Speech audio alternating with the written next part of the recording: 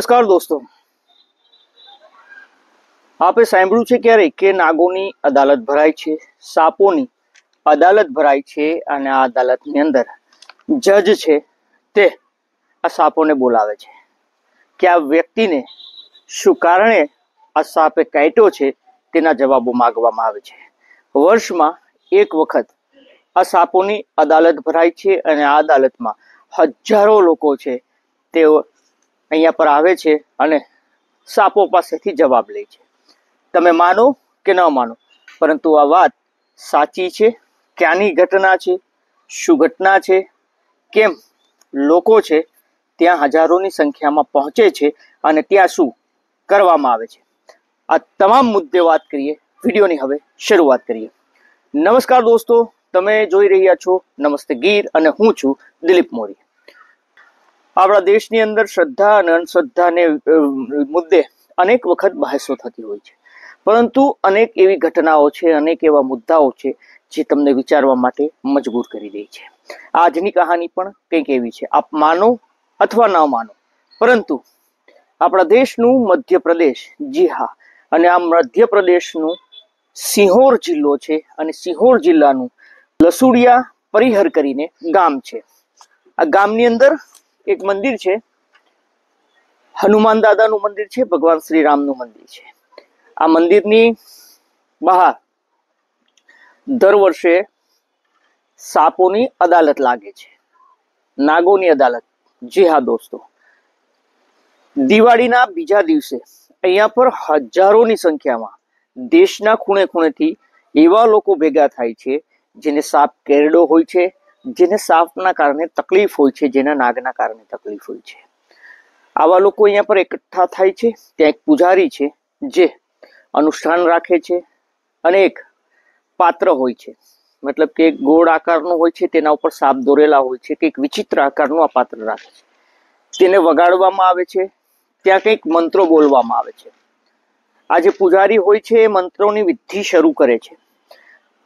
એ જે પાત્ર બનાવવામાં આવ્યું હોય, તૈયાર કરવામાં આવ્યું હોય છે, તેને બજાવવામાં આવે છે। સામાન્ય રીતે આપણે અહીંયા ઘણી બધી જગ્યા ઉપર ભુવાઓ છે તે ધૂણતા હોય છે, પ્રાચીની અંદર પણ આપ જોઈ શકો છો।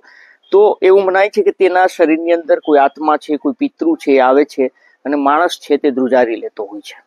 આવા દ્રશ્યો આપણે જોયા છે, પરંતુ આ ગામની અંદર આ મંદિરે વર્ષમાં એક વખત જ્યાં સાપની અદાલત ભરાય છે, ત્યાં આ જે પૂજારી હોય છે, જેને અનુષ્ઠાન રાખ્યું હોય છે, એ પાત્રને વગાડે છે અને મંત્રોચ્ચાર કરે છે।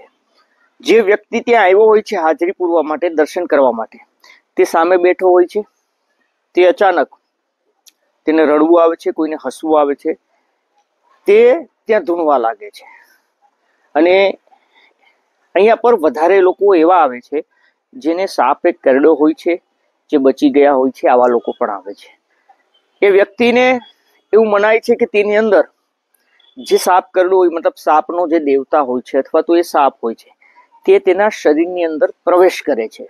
જ્યારે એ લોકોના પણ ઇન્ટરવ્યુ અમુક મીડિયાએ લીધા છે, તો તેમનું કહેવું છે કે જ્યારે એ પ્રક્રિયા શરૂ થાય છે ત્યારે તેને માઇન્ડની અંદર ખબર નથી હોતી કે શું થઈ રહ્યું છે, તો એ કંઈક ધૂણવા લાગે છે, સાપના આકારનો હાથ બનાવે છે અને ત્યારબાદ આ જે પૂજારી છે તેને સવાલો કરે છે।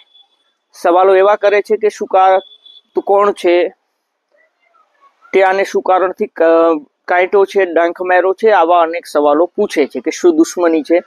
તો જે લોકો એમાં ધૂણતા હોય છે એમનું કહેવું છે કે ઘણા બધા લોકોનું એવું કહેવું છે કે તેનો સાપની પૂંછડી ઉપર પગ પડ્યો હતો, એવું એ વ્યક્તિ ધૂણવા વાળો કહે છે કે મારી પૂંછડી ઉપર હમણાં પગ મૂક્યો હતો, જેના કારણે મેં તેને કરડ્યો છે। ઘણા બધા કિસ્સામાં એવું પણ સાંભળવા મળ્યું છે કે ખેતરમાં હું રહેતો હતો, સાપનું કહેવું છે કે ખેતરની અંદર હું રહેતો હતો, ત્યાં મેં આ લોકોને ક્યારેય હેરાન નહોતા કર્યા, છતાંય મને આ લોકોએ હેરાન કર્યો છે, મારી ઉપર હુમલો કર્યો છે, વગેરે વગેરે।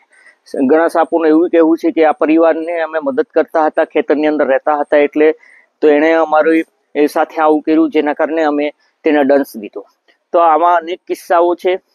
ઘણા બધા કિસ્સાઓમાં એવું પણ હોય છે કે સાપને મારવા વ્યક્તિ ગયો હોય છે અને એ સાપે બચીને પછી ડંખ આપ્યો હોય। તો આવા અનેક કિસ્સાઓ છે જ્યાં સાંભળવા મળે છે।